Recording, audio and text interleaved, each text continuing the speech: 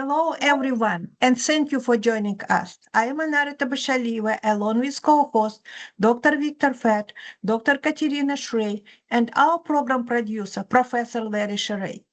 We host a weekly discussion panel on Russia's war on Ukraine with guests from Ukraine, military experts, medical personnel, academics, artists, literary figures, and relief workers.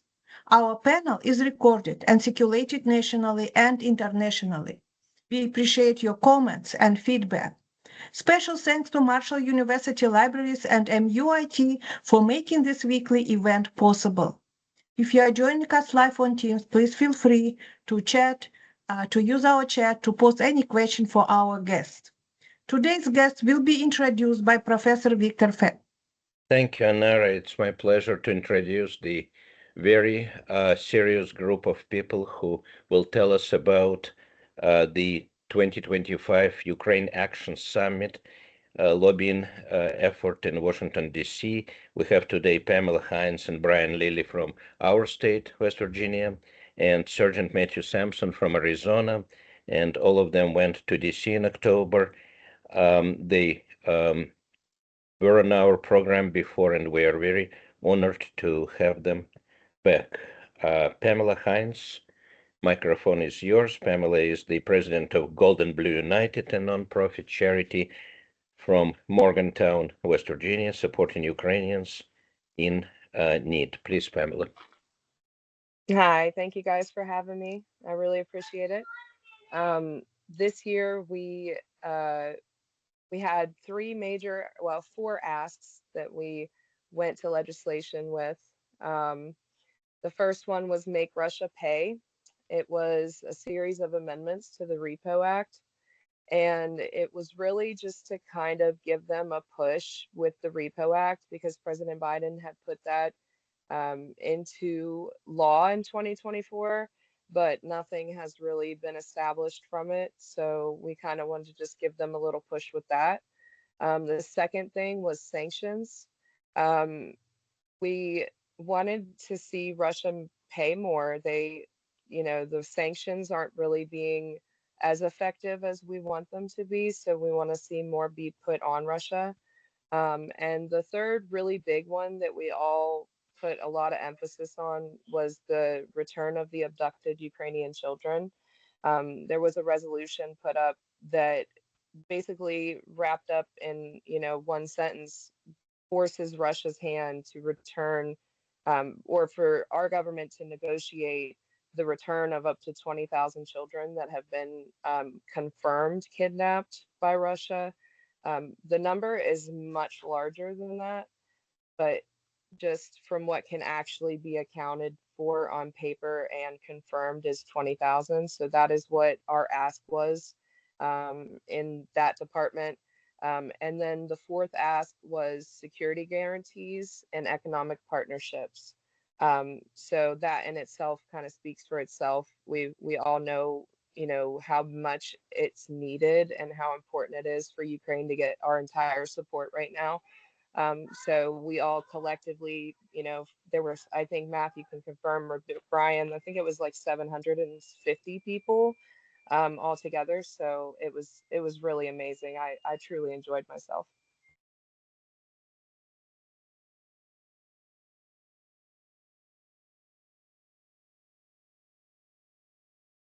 Well, if we can hear now from Brian, or maybe wait for questions after he talks to us.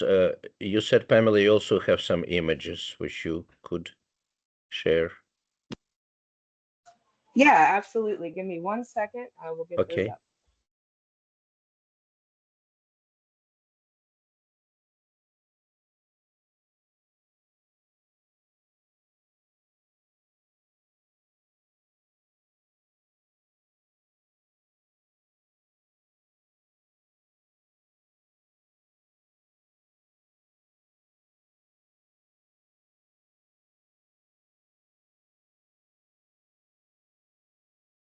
Apologies, I was having some technical difficulties with my screen here. Meanwhile, I can open question. John Yeager already has a question. Please, John, unmute yourself. Right. Hi, Pamela. We have a mutual acquaintance, Caitlin, the PhD student at WVU, Yes. mentioned. I didn't know about your organization. At some point, I'd like to hear a little bit about what you all are up to. But first things first, obviously. Thank you. Yeah, absolutely. I'd love to discuss it with you. Caitlin is great. She's doing a dissertation, and she asked me if I would just give her a little bit of what I've done and what it means to me to support Ukraine. And I was happy to sit down with her for an hour or two and discuss everything. So that's really great.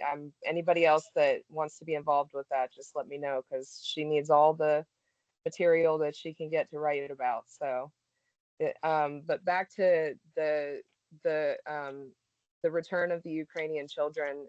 It's very important to me, as you guys know. Like, I work in helping kids who are traumatized by the war. And if you can only imagine what these kids are going through, being taken out of their country, taken from their parents, indoctrinated into Russian culture, completely mind warped and brainwashed into not loving themselves in their culture anymore. Um, so to see that happening to so many children and not see anything getting done about it is really heartbreaking. So that's why it was really important for me to go to this summit and really, put everything into speaking to these leaders and letting them know that this stuff does matter to us. These kids matter to us. um, we don't have a voice when we don't actually do anything about it. So, people like Matthew, people like Brian, like myself, we felt it important enough for us to take time out of our lives and go to this summit. The first few days are just like training and conference kind of things where we go in and they tell us about what they expect from us and what the big asks are in the policies that we're requesting. So um, it was great to mingle and network with people who are in the same mind state as us. Just we have to do what we can to fight for Ukraine in this very moment because it's a crucial time. Thank you so much. Let us hear from Brian. Brian, please unmute yourself.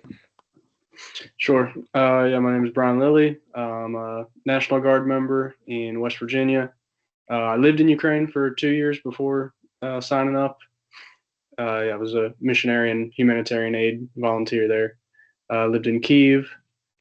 And before that, I had some other like short-term mission trips to Ukraine. That's how I got acquainted with the country. And then after the war started, I went there and supported my friends. And then the summit is a really cool place for me because it's like I'm not living there anymore, but I still get to support Ukraine from home.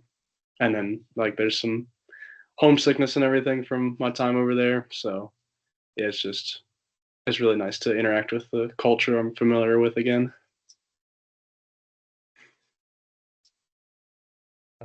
Can you tell us a few words more? What brought you to Ukraine in the first place? You said missionary activity, and when was this, and how did you learn about uh, Ukraine in the first place? Sure. So Ukraine was the first country that I visited outside of the U.S., aside from Canada, but that barely counts. Um, but yeah, it was back in 2019. My sister's father-in-law was adopting Ukrainian boys, and they had to spend significant time in Ukraine for that process. And they ran into all kinds of nonprofits that they wanted to support. So he sponsored me to volunteer at a 2-week summer camp for orphans in Cherkasy. So went there, fell in love with the country and the culture, and returned year after year, 2020, 2021. And I was in 2022, a little bit before the war started too, and saw the Russians. I didn't see them, but it was in the news. The Russians were parked at the border again, and yeah, I left in early February 22, I think 2022. thinking the Russians were just bluffing again. But I left. They invaded. I spent the first 6 months of the war in Poland, helping with refugees, Ukrainian refugees in Poland, orphans again. And then after my time in Poland, I returned to my friends in Kyiv and lived there for the next 2 years. So you're the West Virginian who lived most of the war in Kyiv. Yeah. Almost half of it. Maybe you can spend 5 minutes, 10 minutes just to talk as a West Virginian, because it's one perspective for us, like myself, who were born in Ukraine and raised in the former Soviet Union. We know, but on this program we try to tell exactly people of your upbringing why this matters and why should we care about it, because especially since there is time factor.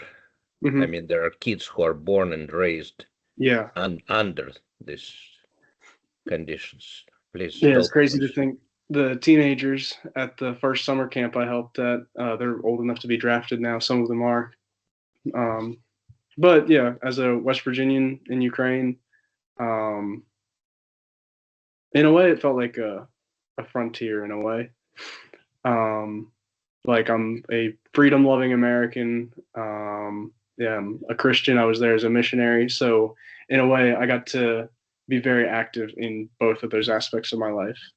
You go to church every Sunday and it just feels like a routine. It's like maintenance in your faith in a way. There's not a lot of fruit in that.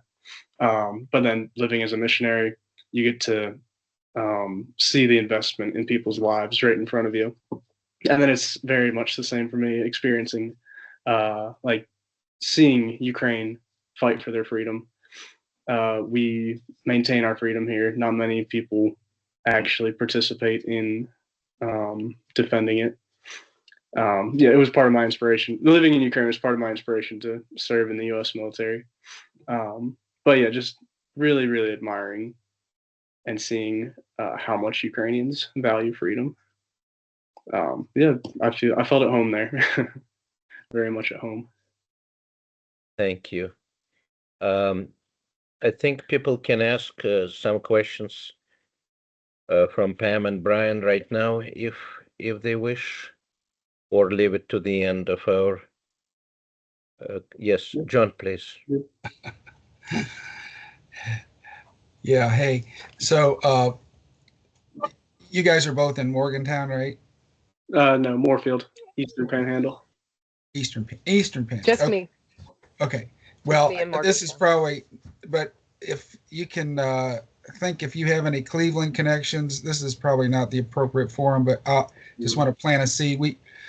We're collecting a lot of medical supplies that need delivery to Cleveland. So if you know anybody that goes back and forth to Cleveland, especially you, Pamela, where we could meet halfway, make something work. Okay. Thanks. Yeah, absolutely.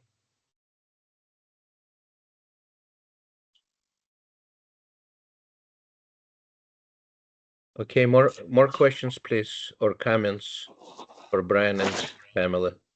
Yes, Carol, please. Dr. Smith is our Marshall University professor. Hello, how are you? Thank you for the work that you're doing and for investing in Ukraine and the future of the people living in Ukraine. I am in some ways a bystander. I have been following the developments that you described, where Russia just sort of massed on the border and everyone thought it was a joke and that they were bluffing. And then lo and behold, this started, and we thought this would be over by now, and it's not. And both sides are really dug in, and it's very scary. And I just heard on NPR this morning that there was a huge barrage in Kyiv overnight. And 6 more people were killed. I'm just so aware of the ongoing and accumulating trauma and the existential stress that is building in Ukraine. And I'm aware that the recovery from this and the rebuilding from this is going to take a lifetime. It's going to take a generation Yeah. to help turn the tide. Um, do either of you care to speak to that? For the time that we all pray comes soon is the time after. The time Yeah. after. What can we do? So my team actually, in our business plan, we have like a, a I don't want to say contingency plan, but I mean we have a spot in our business plan for reconstruction of Ukraine. So we plan on going to fix schools and fix hospitals and do all the things necessary that we absolutely within our power can do. My organization has some funding coming, so we're going to be doing a lot of different things here in the next several months. I'm planning a trip to Ukraine in the spring, so yeah, Brian, I didn't tell you that. Yeah, I'm planning a trip. We're going to open a children's center in Kyiv, which is going to be really amazing for the community there. We're hoping we can get more than one because of the extreme need in that area for children to have any kind of support. There's no school in a lot of those areas, so kids aren't getting their education. And like you said, Carol, it's just such a long road ahead of us. But I think just people like us who are living our lives out here in safety and stability and peace, we should be using the time that we do have to put forth effort towards people like them who don't have the time to waste. They don't have resources. They're losing hope. They're seeing it get worse instead of get better. I mean, some parts of Ukraine look absolutely apocalyptic because there's no harvesting. You go through town upon town and you just see unharvested land, which is a terrible sight to see because of what's happening with people going hungry. There's so much that needs to get done, and I just tell anybody who looks at me and says like, I really want to be involved, how do I help? I just tell them go with the first thing on your heart to do. I mean, there's so many people helping, that whatever you feel on your heart, just put forth whatever you can, whether it's a couple bucks, whether it's giving a refugee a ride. I created like a little type of group in my community for the refugees who are here, that anybody who wants to help with a meal or help with a ride or give their time in any way, they can join the group chat and then put their availability, like, hey, I can give somebody a ride this weekend that needs to get where they need to go. And there's just so many ways to help. But when it comes to the rebuilding Ukraine, it's gonna take a lot. It's gonna take a lot of effort, energy, and love, in my opinion. Brian, go ahead. Yeah, in a way, I mean, the war's not over yet, but that's something I got to participate in a little bit. I helped with building temporary homes in places like European right after it was liberated at the beginning of the war. And then we had building projects in Mykolaiv and Chernihiv as well. And yeah, I would just say, like, do not underestimate what you can do as an individual. Like, I got to help build 12 houses. That doesn't change what's going on in Ukraine a whole lot, but I got to change 12 people's worlds in Ukraine. One of them was really special. It was a soldier, and his family had been in Poland for 2 years. He hadn't even seen his kids for 2 years because they didn't have a house. It was destroyed. And this was outside of Mykolaiv. But we built him a house, and his family was able to come back. He got to see his son, I think his son was only 1 year old, 1 years old, yeah, 1 year old when they fled to Poland. But yeah, we built him a house, and that family got reunited in Ukraine. But yeah, like, dollars don't give hugs. It's like, support Ukraine, go to events inside the US. If you have money to support Ukraine, please do that. But you can go to Ukraine too, and that makes a huge difference in people's lives. Thank you. There's a question. Dr. Deutsch, please. There was mention of the bombardment of Kyiv and other areas in Ukraine. What is the status of getting the defensive weaponry there? What's holding up? What is the problem in not providing sufficient military help?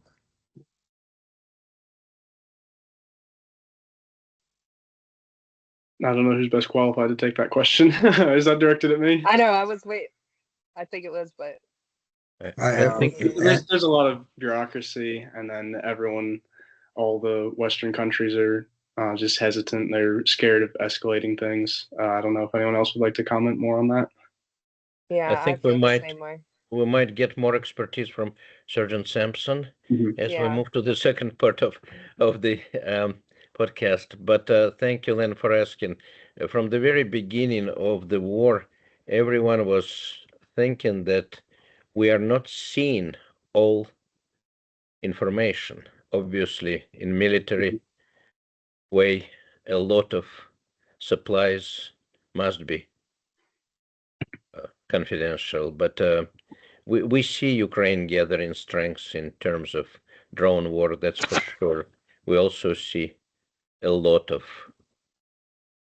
increase in Russian attacks.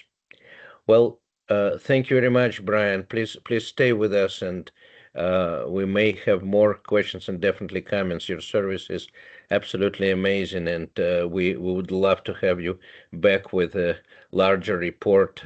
Maybe you can show us some images and give people more idea. We have had very few West Virginians who actually went there and served like you did. Thank you so much. Victor, I Yes, also please. wanted to say, Yes. we are going to be taking a much larger crowd to the spring summit for West Virginia. I'm hoping that I'll be leading. My organization will be officially a part of the Action Summit, Very good. the American Coalition this year for the spring summit. So that application's getting processed, but we will also, hopefully, I'll be leading the team for West Virginia should the coalition let me be a leader. After I've gone now 3 times, I think I might be qualified, but we'll see. If I get a large enough group to come from West Virginia, then we'll have that same group come on the podcast in the spring and Absolutely. fill you guys in. We will keep you on schedule. Thank you so much. Meanwhile, thank you both, and we move to Sergeant Matthew Sampson right now. And Matthew was with us before. In fact, he was with us here in Huntington, West Virginia in person by kind invitation of Sunflower Seeds Organization. John Yeager is here, and I'm sure John will have few words to say. But Matt, please introduce yourself and tell those who don't know you what you did and what you are doing, and specifically how you represented Arizona this summit. Thank you. Thank you, Victor. I really appreciate that. And also, Brian and Pamela, thank you for everything that you guys do as well. That's awesome stuff. And it's very encouraging that you guys support what we're doing there. So thank you for that. And I appreciate that. There's no end in sight for you guys as far as you're going to continue doing the support for the foreseeable future. That's really cool and encouraging for me. So thank you. I'm Matthew Sampson. I'm a U.S. Marine. I was active duty 2005 to 2010. So about 5 years. I'm a Marine Scout sniper. I did combat deployments to Iraq and Afghanistan. After I finished my time in the Marine Corps, I did over 2,000 days as a security contractor back in Iraq. And now I have 737 days in Ukraine. The first 635 of that, I was a commander of a special operations team at the front line under the Directorate of Intelligence of Ukraine, their version of the CIA. So I did that for quite some time. That gives me a little bit over 3,000 days in war zones between the 3 wars that I've been a part of. I didn't know anything about Ukraine 4 years ago. If someone would have said the word Ukraine, I would have no idea what they were talking about. But I know Russia very well. I grew up as a youngster in California, hearing that Russia wants to kill us, and Russia is our absolute number one enemy in the world. That was reiterated when I was active duty. That was reiterated again with the thousands of days I spent in Iraq. And so when I saw on the news that Russia was invading a country, even though I've never really heard of the country, I knew that atrocities like mass graves in Bucha, men, women, and children targeted, and stuff like that is just a normal thing, unfortunately, for Russia when they invade a country. So that's where my passion was, to go and do whatever I could within my background and my experience to help protect the Ukrainian people from this very clear, cut and dry evil that was invading their country and not going home.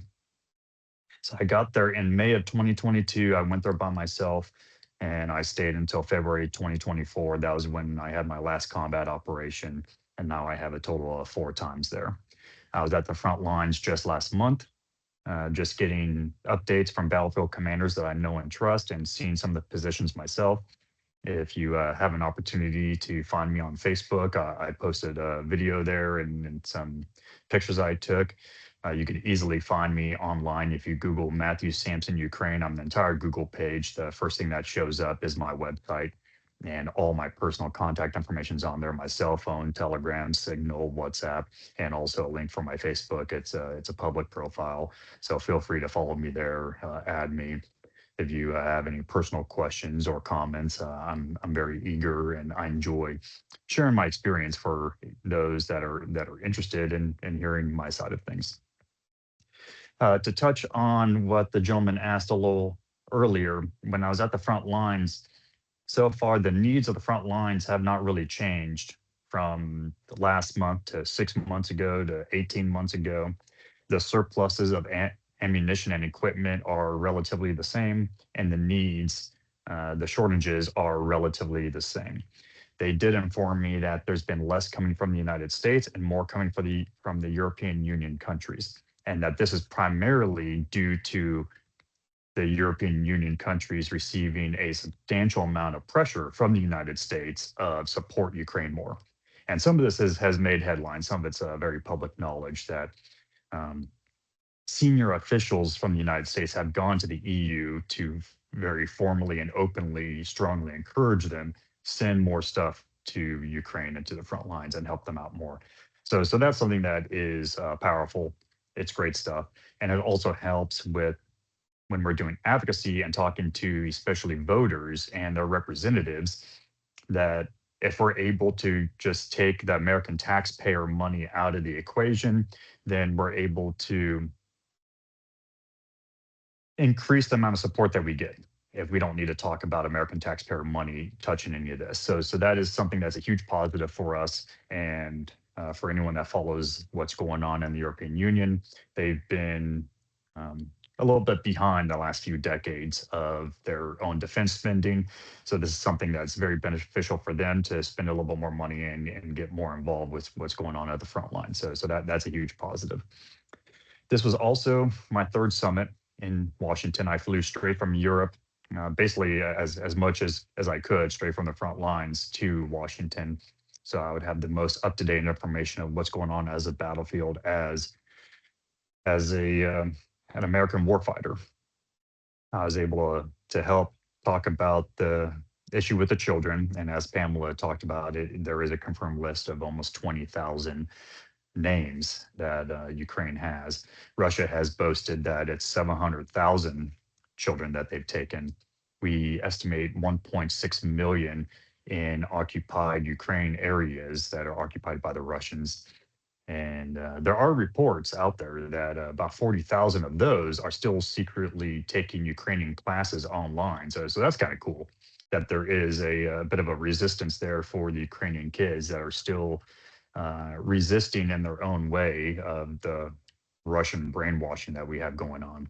But one of the things I was able to talk about as a warfighter and all the time I spent at the front lines was, unfortunately, the amount of Ukrainian children that we've come across at the front lines that were killed in combat because they're wearing Russian uniforms. That if they're an older teenager, there's a high probability that they're getting thrown into a Russian uniform, given weapons, and sent out to the front lines. And either we kill them because they're shooting at us, or the Russians kill them because they turn around and attempt to retreat. And obviously, in the heat of the moment, there's no way to really tell the nationality of who it is that you're fighting until after the fact, and the front line moves enough to be able to actually identify the bodies that are falling on the ground.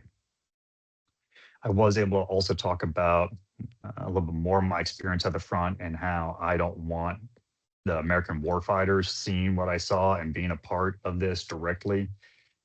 I do not want American service members fighting the Russians. As much as we would absolutely win in a direct conflict, we would take substantial casualties, and that's something that I don't want to face. So stuff like the sanctions and making Russia pay is huge to keep the American service member away from fighting the Russian army directly. And this also, I believe, is more substantial with how many times recently Putin has sent drones into Poland. And that's intentionally trying to trigger NATO. If NATO gets triggered, then there is a pretty high guarantee that the American service member will be putting boots on the ground to fight the Russians. And again, that's something that, with all the time I've spent in war zones, I don't want that at all. So we're able to fight this battle with these sanctions. And out of 452 meetings that were held in total, out of the 535 offices, from my understanding, everyone had very positive and productive meetings, and that's great. And that was even during the government shutdown. And it didn't really matter what side of the aisle these offices were on, whether they're on the Republican side or the Democrat side. And that was something that was very encouraging for myself, just hearing that there's a lot of solidarity coming out of the Capitol in general, and that it coincides with the recent sanctions that came out of the White House last month as well, which are already having a positive effect for us, a negative effect for the Russians, including at the front lines. So that's huge as well. And just seeing the White House and the Capitol working together towards that is very encouraging, and makes me hopeful that we're one day closer to the end of all this. So again, just like last time, anyone that has any questions, I'm happy to share any of my experiences, and feel free to ask any specific questions that you like. Yes, please. We're open for questions. John, please. Yeah. So, yeah. Hey, okay. With regard to sanctions, like what? I'm trying to articulate this in a way, like what's the universe of sanctions? In other words, like if it's a deck of cards, there's 52 cards. How many cards are left to play? Do we have? It seems like we're still holding back on what we could do to Russia as far as economic sanctions. It seems like there's it just seems like there's a reluctance to really stick it to them, if I can use that term. Anybody got any thoughts on that?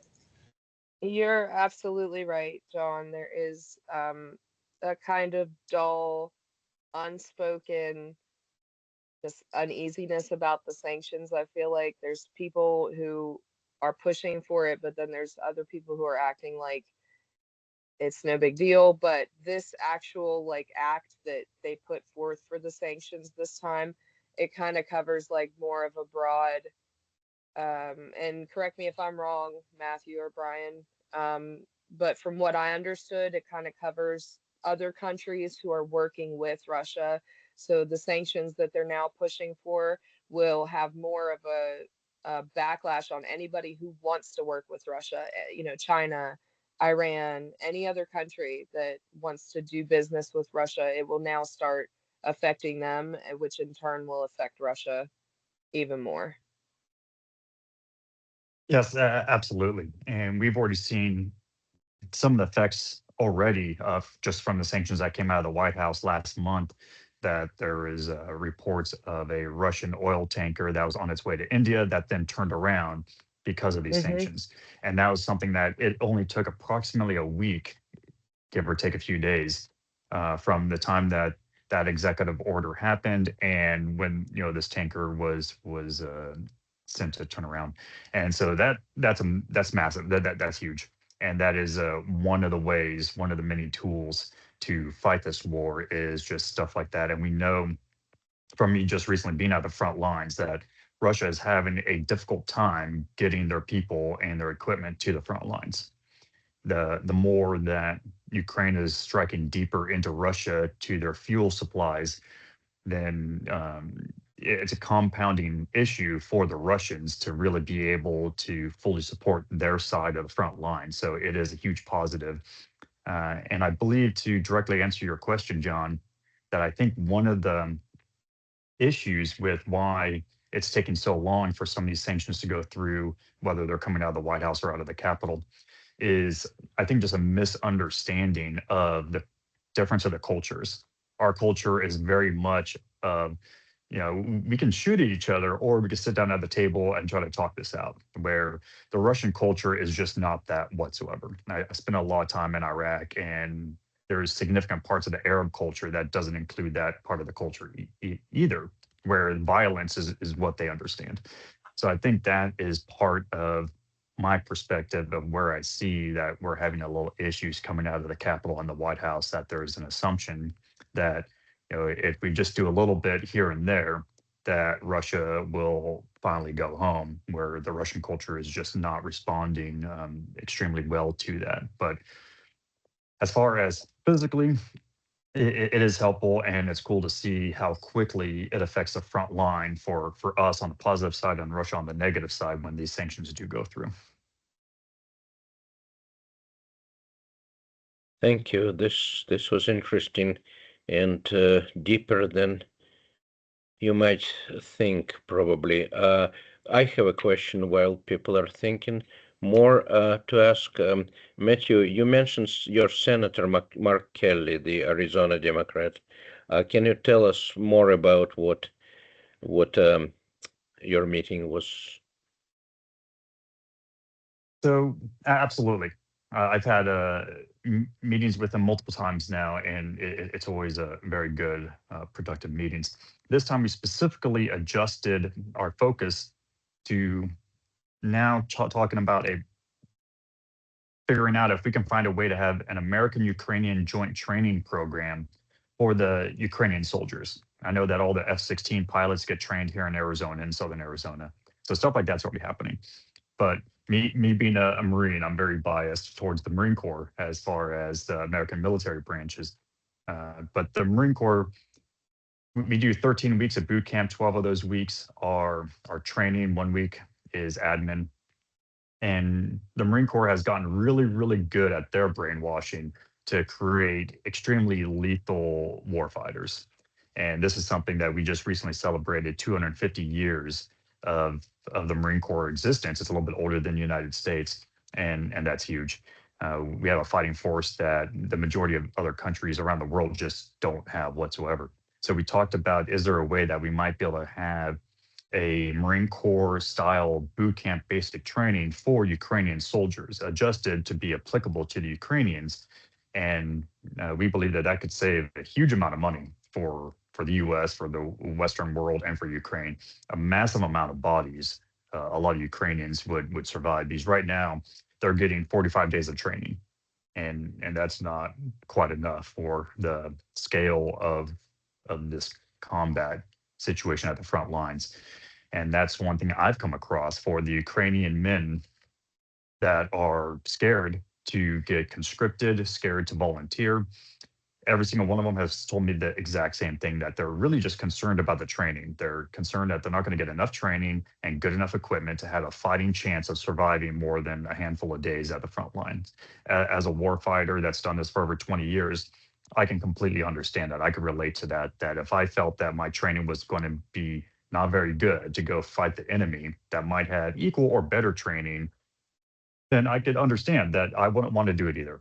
So one of the reasons I joined during the time of war while we're at war with Iraq and Afghanistan, is knowing that the Marine Corps gets the best training out of the branches for, basic warfighter stuff.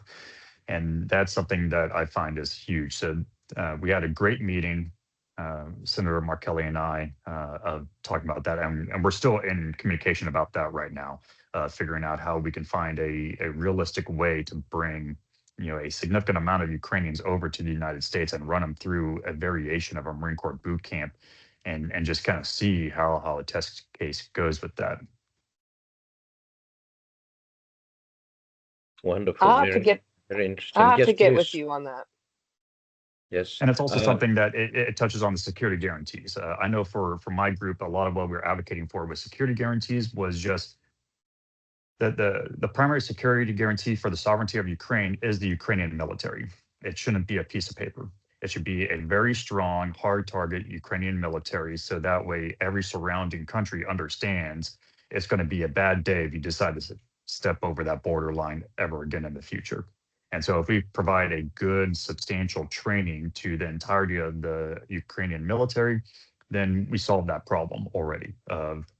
They are their own security guarantee, and we don't have to worry about another Budapest memorandum that may or may not be honored at the time that it needs to be honored. We don't necessarily have to worry about whether or not they're going to join NATO and Article 5 if we could just provide them the training necessary to be able to handle this effectively themselves. Thank you. I see the question from Dr. Deutsch. Please, Len. I guess this is for Pam. About a month or two ago, there was a brief one-time segment in which Melania Trump addressed the concern about the children being taken from Ukraine to Russia. Was there any thought at the summit to ask her to become a more public advocate for that position? Yeah, absolutely. It was mentioned at the one conference that we are really grateful that Melania Trump is advocating for the children. She is speaking up. We would have liked, I personally would have liked to have heard in the letter to Putin the actual words Ukrainian children, to be more specific about the ask here. But I think we all know what she meant, and it wasn't advocated towards the Trump administration in any way. We were really talking to House representatives and senators. But we can all just continuously try to encourage her to keep fighting for the kids, keep using her position and power to advocate for those children. Nobody else is, and that's not that nobody else is, but in her high position, she definitely should use that to do more good for the state of Ukraine and the children that are, like Matthew said, being indoctrinated, being sent to the front lines. A lot of Crimean Tatars are, these kids have been completely turned around from what they knew. And, like Brian said, some of the kids that he was helping at his camp are now 4 years later old enough to fight, and it's a terrifying situation for some of these kids. There's also orphaned children in Ukraine that we help that have aged out of foster care, and they don't have, so there's just so many needs for the children of Ukraine. So to answer your question, yes, we are extremely grateful to her for her support and her letter to Putin. But we do feel that more could be done. Well, she and her family lived under the Soviet Union. They know how the Russians can be coercive and aggressive. So she certainly would have insights. Whether the president has ever asked her to share any of those insights with him, I have no idea. But it just seems that she made a statement and then faded from view on this issue, which is unfortunate. I know for us, part of our advocacy with our Arizona representatives was strong encouragement that Congress and the Senate work together with the White House, specifically with the First Lady. So it's shown as just a unified front and teamwork between the Capitol and the White House, that both are pursuing the same goal.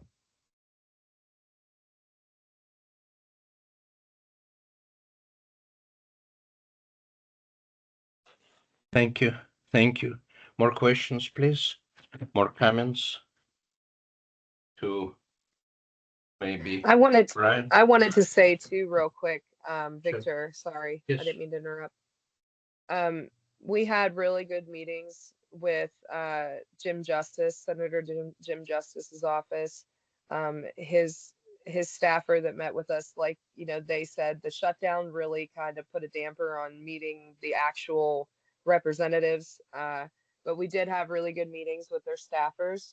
And in leaving most of our meetings, we were told, you know, that the vote would be, the ones we met with that were actually there, gave us confirmation that they would be voting yes on the resolution for the children to be part of the peace negotiations between Russia and Ukraine. So now that the government is back opened up, we're hoping that when it gets put up, the bill needed sponsored, or the resolution needed sponsored. It did get sponsored, so and co-sponsored. So we're hoping that everything goes smooth with the voting and something can be done about that. Thank you. Thank you, Pamela. Do we have more? Anara, please, your comments. Anara Tabashalieva is our co-host. Yeah, And thank you very much. Yeah, sorry. Thank you yes, very please. much for your great contribution and discussion. It's a rare to discuss children's lives and also their situation in Ukraine. I am just really impressed. And I co-edited book about children and young women, young actually men in post-conflict peace building. That's a very important to know how to deal with this particular group.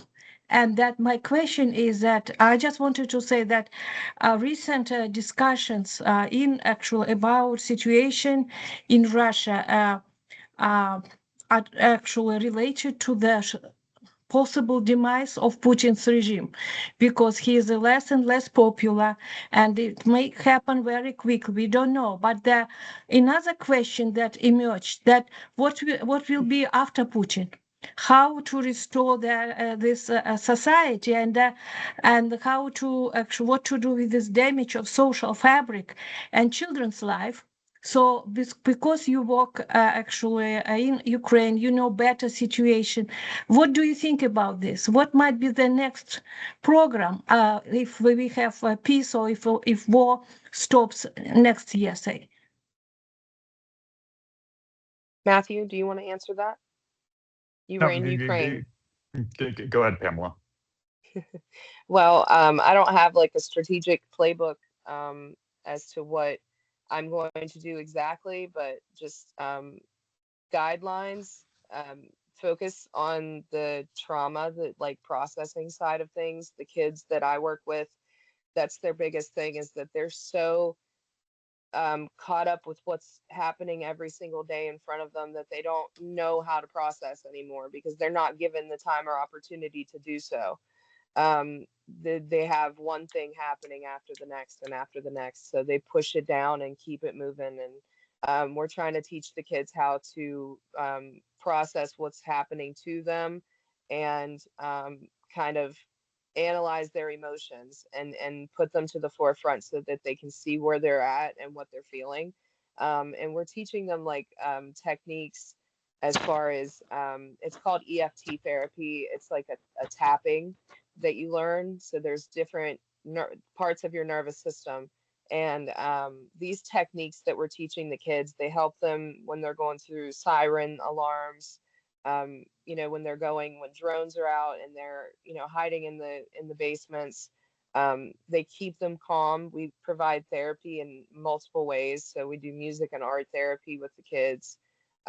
Really, I think it's just comes down to getting to the fundamentals of where these kids are at right now, where they need to be by the time that they're adolescents going into adulthood. And you got to give them those like fundamental building blocks to make it through what they're going through now and process what they've already been through. Because like I said earlier, there's no time or place for it. So I think looking at like whole generations, because that's what we have now and what we have to kind of evaluate for the future when the war is over, is that we have whole generations of kids and whole generations of adults dealing with PTSD. And it's looking at what strategically as a society that you have, it's going to take a lot of the rest of the world pouring in hope and pouring in love and pouring in support, because like, you know, it's not over from here. That the war could end today, but you know, the after effect of everything. And as far as Russia and what comes after Putin, I think about that all the time, but I wish I had a good answer for that as to what could become of them. I pray and hope that there is, you know, a beautiful ending for the country of Russia. Um, you know, but realistically, we got to kind of break them down before, you know, we can get to imagining that kind of a place being there. And I would hope that the people of Russia would see the good in doing good for other people, and stop with just allowing this mentality that Ukraine somehow deserves what they're getting, because I see a lot of that mentality in it, and it's sad. I mean, I think all of us know how evil Russia is and how evil they have been, and I pray for a day that we don't see. I don't want to wish ill on anyone. I don't think anybody does. But we do not want to see them continue to do what they're doing to the innocent people that they're hurting. I know in the early 90s, there was a lot of chatter from numerous countries talking about independence. And that's kind of what led to the end of 1991 and the Soviet Union collapsing. That was one aspect of it. We are hearing more and more chatter coming out of countries within the Russian Federation saying very similar things as what they're saying in the early 90s of wanting independence. So that's something that there is a possibility that we might have a repeat of 1991 happening sometime in the near future, maybe not in the next year or two, but possibly within the next 5-10 years, something like that, and possibly a collapse of the Russian Federation as we know it today, especially with the sanctions are hitting hard with their economy. Their economy is struggling to stay afloat outside of military spending. Yeah, thank you. Thank you, Nera, for asking this loaded question. Of course, in this program, we talk a lot, not only about Ukraine, but about the aggressor country, and people offer all kinds of predictions, none of them optimistic. We are in it for a long run, and of course, you all work for immediate victory. And with this, let me ask if people have maybe some more questions, but I will ask my last question, mostly directed to Matthew. What is victory? How do we see Ukraine's victory and the world's victory with it at this moment? Because anything, I don't want to use term peace deal, because we didn't have peace deal with Hitler or Mussolini or Japan. There is no such thing as peace deal. That's not a military term, I believe. So what do you see? I see that. I know that we would like to avoid a situation like what we have in Korea, which is very much an agreed upon ceasefire, a demilitarized zone that unfortunately is very close to the South Korean capital. And the Korean War is still active today like it was in the 50s, but it is under a current ceasefire. And obviously we hope that it continues that way. As far as full victory, I think it would have to be very similar to what the older folks saw in the 80s when the Red Army left Afghanistan. It took almost a decade of active fighting for the Red Army to leave in defeat from Afghanistan. And that's really where you folks were able to see true victory in a situation where the Red Army was fully, objectively defeated. And that's where, again, that's where I'm pushing to see how we can really strengthen the Ukrainian military so that way they are the peacekeepers of their own country, and we don't need to have any paperwork involved, like a repeat of Budapest memorandum or anything like that, of making Russia go home to their own soil, stay there, and have such a substantial Ukrainian force that no future Russian leaders would think again about trying to invade this country. Thank you. Thank you for offering this. That's very important to hear at this moment. Does anyone else have few words? John, please. Yeah, thank you, Victor. I just want to get on the record. Our partner, Helping Hands for Ukraine, out of Richwood, New Jersey, we help support 7 medic units and 2 hospitals. We had a fatality. Marine. This kind of goes back to what Matthew was talking about, the training. He was a Marine. I guess the Ukrainian version of a Marine Corps medic. Was killed in battle about a week ago. His name, Vaseyak, last name Kodos. I'm going to spell it. Maybe Victor can pronounce it. Vaseya, last name Khodos. He'd been. Vasya Khodos. Thank you. He'd been part of the rapid response headquarters, and then I guess joined the Marine Corps as a medic. So this is the reality of what the Ukrainian people are facing. And as everybody here, it's preaching to the choir, but just continue to do what we can do. Thank you. And thank you, Vasa. Thank you, John, and thank you, the fallen hero, and all the fallen heroes and victims and fatalities, casualties. Thank you guys for doing what you are doing as Americans from across the ocean. And we will be very welcome. You will be very welcome to be here again. We're honored by having you telling us what you did and what we should do. Thank you, Brian. Thank you, Pamela. Thank you, Matthew. Thank you. Thank you. Thank you for Thank you, having us. everyone who asked questions. John, thank you for your work. Your organization is amazing. Sunflower Seeds, Tri-State Aid for Ukraine. Few words as we close in Ukrainian to our viewers over there. Дорогі брати і сестри в Україні, ми тримаємо вас у наших щоденних думках і молитвах. Нехай милосердний Бог береже вас у своїй опіці. До наступного тижня ми прощаємось. Слава Україні! Героям слава! Слава!